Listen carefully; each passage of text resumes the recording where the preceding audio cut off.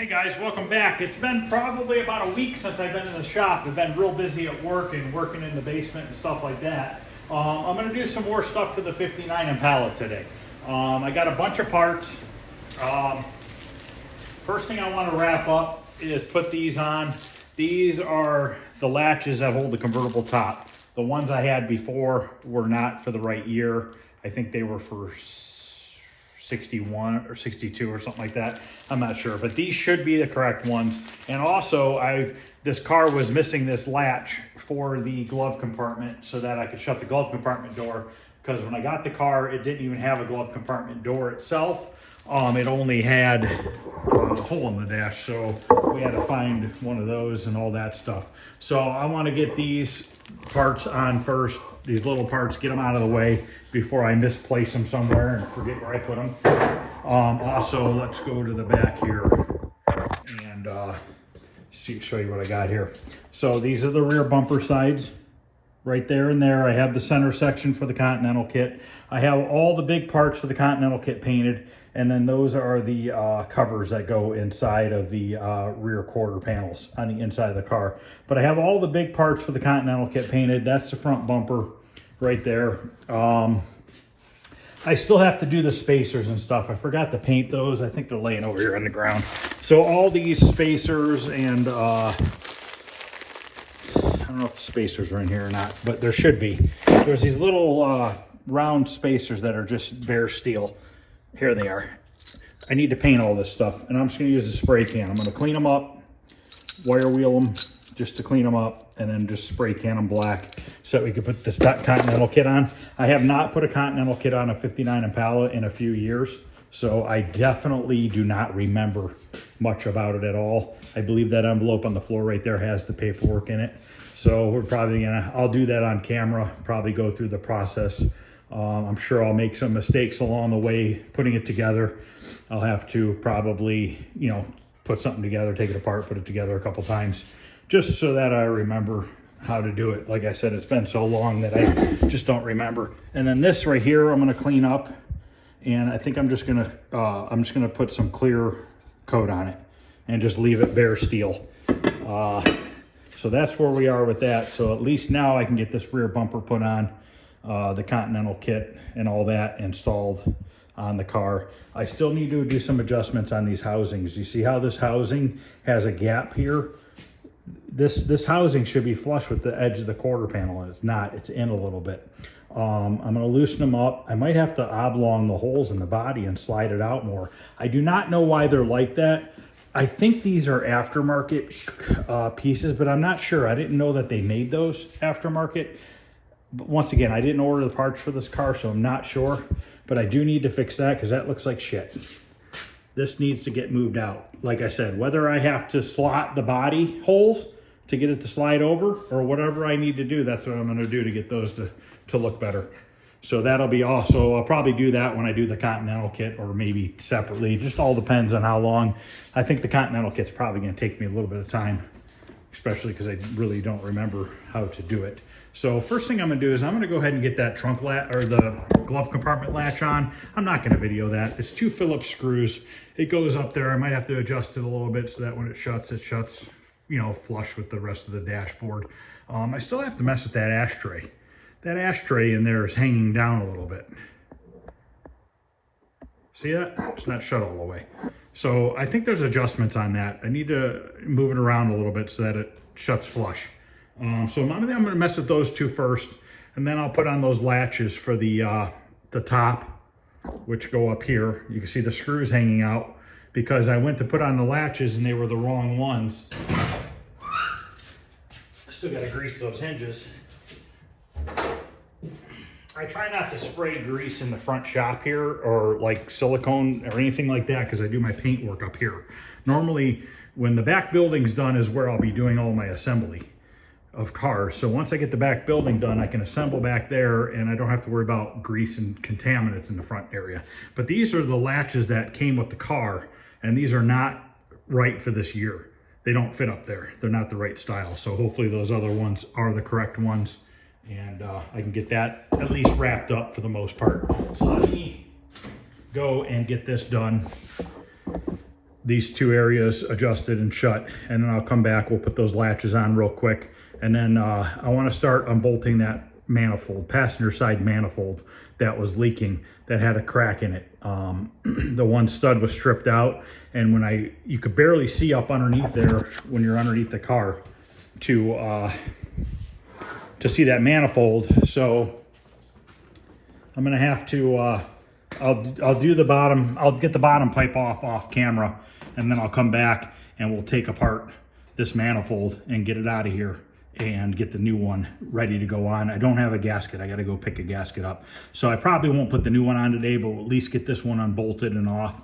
And I want to see the crack. I was trying to do it underneath. I re-tapped the hole in the manifold, and I tried to thread a new bolt in there with some 1000-degree JB weld, just to see if it would seal up the little crack, and it didn't. And I remember smearing some around under there too. So I'm sure it's probably a mess, but that's fine. I mean, I had planned on this having to get changed anyways. I was just trying to quiet it up so that we can finish tuning up the motor, but it's just, we got to get that fixed before we finish tuning up the motor, because it's just making too much noise. And you know, I mean, you can't hear it or anything like that. So let me get those two things done. I'll come back. We'll put on the latches for the convertible top, and then we'll go from there. Okay, I got the ashtray adjusted and the glove compartment adjusted. Everything looks nice and straight now. Fits in there beautifully. So now let's get these, see if these convertible top brackets are correct, which they should be. See why they wouldn't be. These just have 2 Phillips screws.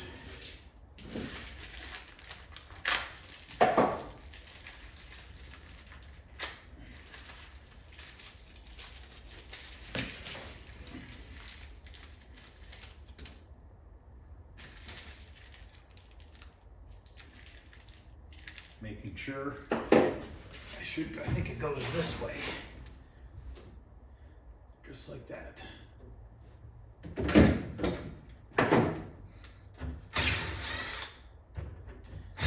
Now, I don't know if originally these had Phillips screws.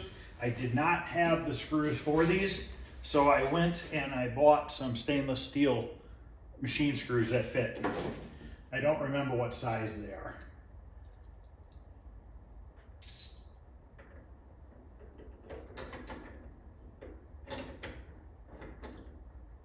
And there is adjustment on these, so you can slide them back and forth. So I'm just gonna tighten them, not super tight for now, because once the rack gets shut and adjusted, I can move these around, because there's a little pin right here.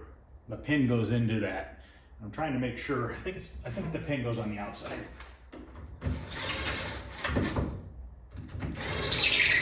So like I said, I'm not gonna go crazy tightening it, just because it might need to be adjusted some. So after this is done, I'm gonna go into the car, loosen up that exhaust on the passenger side so I can take out the passenger manifold and actually see how bad it looks. Because the manifolds were on the motor when the motor came, and I never looked at them. Never even thought that there would be a problem with them.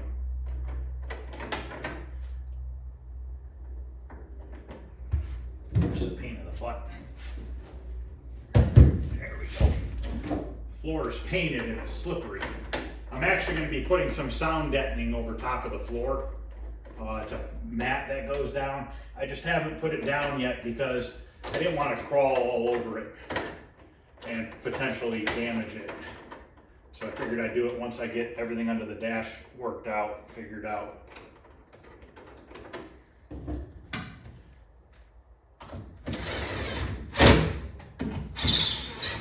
Okay, good. Those are in for now. Just let those set. I'm not going to mess with that anymore right now. We still got power windows to put in this car.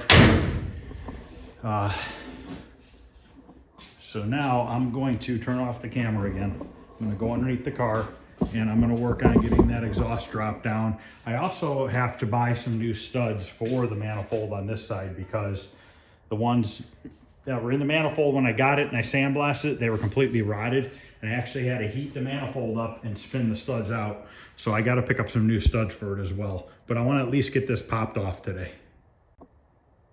Okay, I got the pipe disconnected from the bottom of the manifold. Now I want to unbolt it from the motor itself. And then we will pull it out and see what it looks like. I don't know if these are 9/16 or 5/8. 9/16.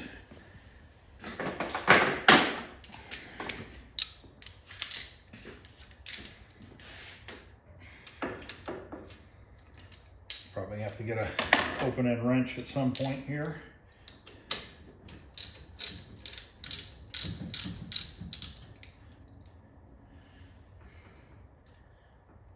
I also have to take the valve cover bolts out and put in those new bolts that I have for it. I have to remember where I put them. That's the downfall when you're waiting on stuff, is you put stuff in certain places and then you forget.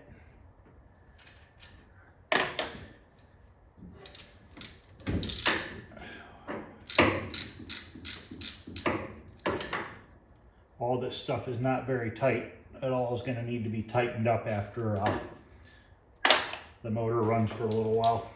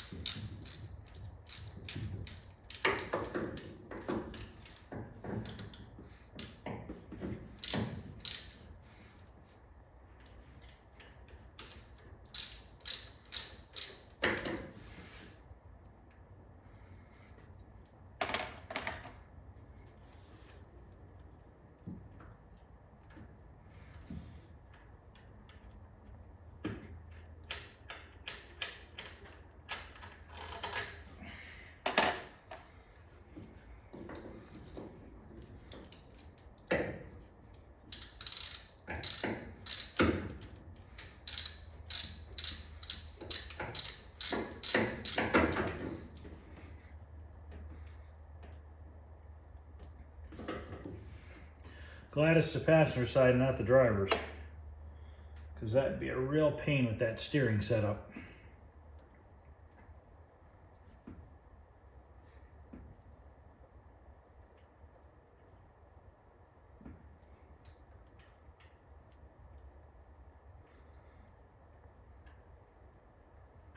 I also have to get a part for that carburetor so that the choke opens up when it gets warm. It's not opening up. And also, my cooling fan is not turning on when it's supposed to. So I must have wired that relay wrong. I looked it up online because it did not come with instructions. And I looked at a bunch of different ones and I wired it to one of the diagrams that I thought was right, but apparently it's not. And I wonder if it's just I'm off on one of the terminals on the relay itself. Because I went by the numbers on the relay, but on the picture, I don't know if maybe it was labeled wrong, because on the picture, the one terminal was in a different spot than the number. So I don't know if maybe certain relays are different than other relays. You know, if you can buy maybe another relay that the terminals are in a different location. I didn't think that they were like that, but I'm not sure. Okay, I think I just got one more here. I'm going to go get an open-end wrench for that last one in the front there. Okay. Probably should have got a ratcheting one, but I think once I get it loose, it should be all right.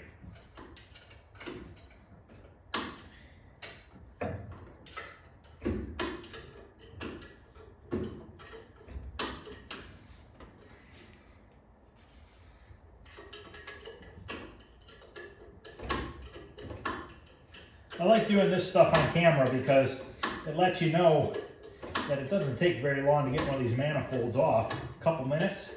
I probably spent maybe 10 minutes underneath the car just because it was an awkward angle and I had to use a couple extensions and a wobble, can't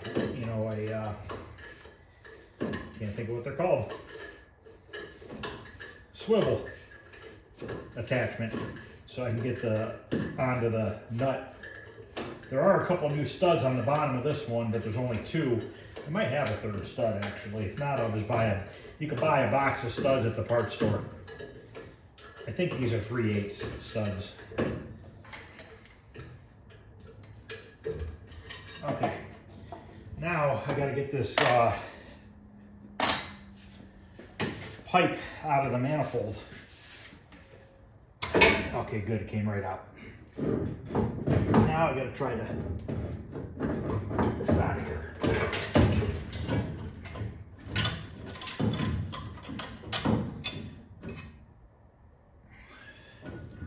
There we go. And oh yeah, that thing is all effed up. It was leaking right through here. That was all bad there, and this isn't even the right donut. Leaking around the donut too. It doesn't have the spacer on it. Well, I gotta get a donut gasket. I have a spacer, it came with the other manifold. So I gotta get that cleaned up, put that on. It's right here. So it's needs a little cleaning. So we'll get this cleaned up, put this on.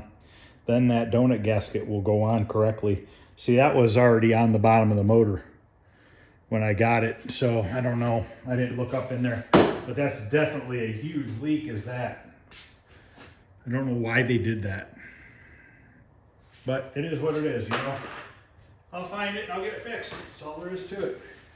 You know, and that probably my fault. I probably should have, you know, looked a little better up there, but I didn't. Just kind of slid the pipe up into place and went on my way with tightening it. I probably should have looked to see that there wasn't a spacer in there. But they probably just had stuck the parts up in there when I got the motor, thinking that I would take it back apart and look at it, and I didn't. So not a big deal. I'll order a donut gasket. I'm gonna order new gaskets for the exhaust because those are used already. They've been heated up. I think I'm just gonna put new ones on. Why not? It's already apart. Kind of dumb to use them again. Let me see if I can find the, kind of seeing if it's leaking at all. Let me see if I can find the bolts for the valve covers and we can swap those out. Might have to clean these gasket surfaces up, especially that middle one. But you can see there's oil on all this because those bolts on the valve cover are bottomed out and there's not a big enough washer on there. So the valve covers are not tightening tight to the motor, and that's what's causing that issue. And what's happening is the oil on the bottom side of the valve cover is running down onto the exhaust, and that's why it's smoking. So let me see if I can find where I put those spacers and the new bolts, and we'll put those on. Okay, I have the new, they're Phillips screws, machine screws with these little washers that expand out. I'm not going to replace the gaskets on the valve covers yet because I think they're going to be okay because they've never been fully smashed down, and they're probably cork would be my guess. So I'm just going to go ahead and put on these new ones one at a time, and we'll see if it works. If it doesn't work, then I'll replace the gaskets. But I think it's going to be fine, like I said. Plus, it's not really been run much, so I don't really think it's really done much to it.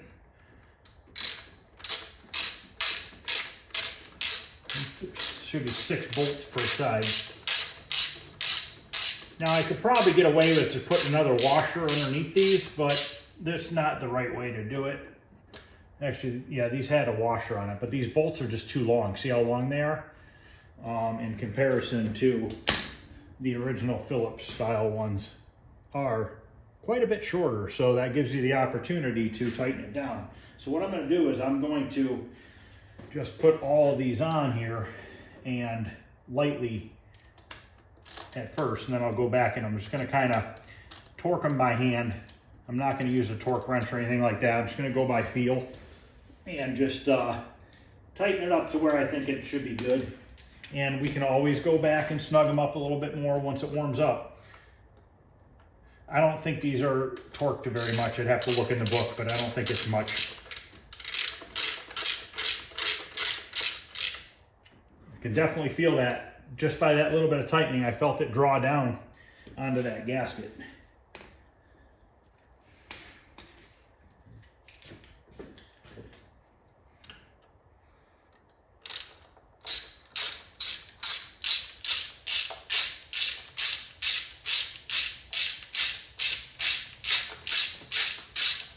I could use a drill to take these out, but it's not that big a deal to just use my ratchet.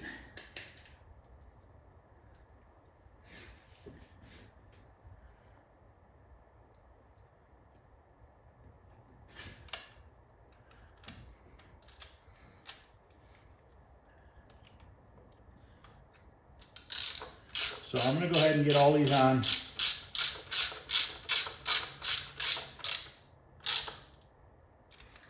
And then I'll come back and we'll take a look at it. Obviously, I'm not going to start the motor today until I get that exhaust manifold put on. But let me go ahead and do the rest of it. But you can see here, that's what it's supposed to look like. Now this lower ear here, technically it should probably go towards the outside because it's got a little dip that goes into the dip of the valve cover. But down here, it's flat. The dip goes this way. So I like to put the ears closer to the valve cover because if I spin it around, the ear is going to basically be almost hanging off the valve cover. That's really not going to put any pressure on that gasket. It's going to put the gasket pressure on the outer edge. So I brought it into there. But up here you can tell because of the indentation in the valve cover, it lines up just about the same as what it does down there. So let me go ahead and get the rest of these in and I'll come back and show you what it looks like. Okay, I've got them in there. Just need to tighten them down a little bit. I did look it up. They say that the valve cover bolts should be 20 inch-pounds of torque. But like I said, I'm gonna go by feel. And I can always snug them up a little bit more if I need to. And if it doesn't work and it still wants to leak, then I'll pop the valve covers off and I will change the gaskets. But like I said, I don't think those gaskets were ever tight enough to have even done anything to them. I kind of just went in sequence from this to front. You could start in the center and work your way out. It's probably the better way, but it doesn't really matter. It's not like this is getting super torqued down. So now they're in on this side. I'll show you what these look like, and then I got to go do the other side. But now that looks right now. They have those butterfly washers on there. So now I will jump over to the driver's side and get those ones in. Those will take a little bit longer because the brake booster and master cylinder's in the way. Okay, driver's side's on. This front one and the back one were a pain in the butt. Had to use a variety of different tools to make it work. Number 3 Phillips bit on one of these little ratchets here. And then the front one I had to use this little angle tool. And what I did was I put a 1/4 inch wrench on the end so I could spin it to tighten it. So they are tight. Let's go ahead and slide on the bottle for the windshield washer fluid. I don't have the lines yet. I gotta get some. But that bottle, I soaked it for a while in some bleach and Simple Green, and it came out fairly clean actually. I mean, it's not perfect, but I mean, it's from 1959, so doesn't look too bad for its age. So that just slides into that bracket. Let me go grab the top piece for it.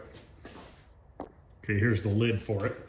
A lot of these, you can't, it's hard to find the lid that's not broken. So there we go. This is your filling spout right there. And then we just need to hook our hose up to there. And I'm not exactly sure where it goes because this was not on the car when it came. So I have to do a little research on how that hooks up. So, all right, well, that's done. We are getting somewhere. I'll get those gaskets ordered for that manifold over there, new donut gasket. I'll get this heat riser cleaned up. I'll get this cleaned up. I'll probably just do it on the wire wheel so that that donut gasket goes in there correctly.